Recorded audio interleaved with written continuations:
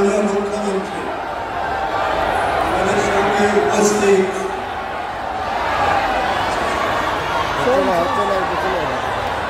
আমাদের সঙ্গে উপস্থিত প্রফেসর সৌগত রায়, আজকে তারই জন্য আমরা সবাই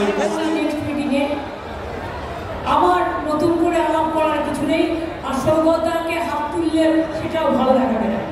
সৌগত হচ্ছেন আমাদের সকলের সিনিয়র এবং আমাদের রাজনীতিতে আমরা যখন জয়েন করেছি, আমরা ছাত্র রাজনীতিতে, সৌগত দ্বারা তখন সিনিয়রদের পলিটিক্সটা করতেন। তখন তিনি প্রদেশ কংগ্রেসের জেনারেল সেক্রেটারি ছিলেন এবং সৌগতদার সাথে আমার রোজ দেখা হতো অরুণদার বাড়িতে। কাজী সৌগতদাকে অনেক ছোটবেলা থেকে আমরা চিনি, খুবই সিনিয়র। সৌগতদাকে আপনারা চিহ্নে প্লিজ দয়া করে ভোট দেবেন। এবং সৌগতদাকে মানে বিশ্বাস করবেন না, এই মানুষটা হচ্ছেন আজীবন সবুজ, এত কাজ করার ইন্টারেস্ট এবং এত কাজ করতে পারে। একটা বিয়ে বাড়িতেও যাবে, ছাড়বে না, একটা পৈতে বাড়িও ছাড়বে না, একটা পুজো বাড়িও ছাড়বে না। মানুষের কাজে আমি অজিত বাজার পরে দেখেছি সৌগতদাকে, যিনি ডোর টু ডোর ক্যাম্পেইন করার মতো এলাকায় কাজ করেন। আমি ভেবেছিলাম এবারে সৌগত দাঁড়াবে কিনা। তো আমি যখন জিজ্ঞেস করলাম, সৌগত বললেন হ্যাঁ দাঁড়াবো। আমি ভাবলাম ভালোই হলো, সৌগত দাঁড়ালে আমাদের চিন্তার কোনো কারণ নেই। পার্লামেন্টে বলবার 1 নম্বর লোক হচ্ছে সৌগত রায়, যাকে বিজেপি কোনোদিন হারাতে পারে না।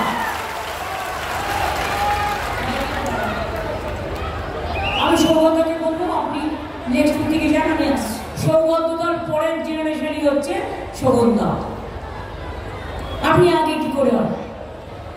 সৌগতদা আপনার পরে বলে আমার 3 বছর ছোট। আচ্ছা, সৌগতদা দেখে তো মনে হয় না।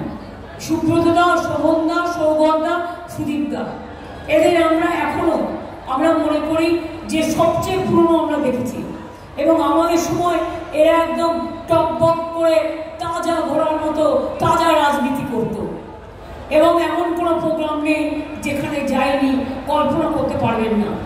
ইভেন সিদ্ধার্থ শঙ্কর রায় যখন চিফ মিনিস্টার ছিলেন, সিদ্ধার্থ শঙ্কর রায়ের আত্মসহায়ক ছিলেন শোভনদার স্ত্রী সুপ্রিয়া দি। তিনি নিজে যোধপুর অ্যান্ড্রুজ স্কুলে পড়াতেন। বৌদি খুব ভালো ছিলেন।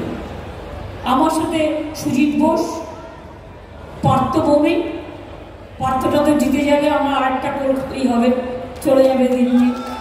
নীলু সরকার, কবি রাজবংশী, সুকুরানী পুরোহিত, সুকণ্ঠ বণিক, সায়ন, বাণী ব্রত চক্রবর্তী সহ অনেকেই এখানে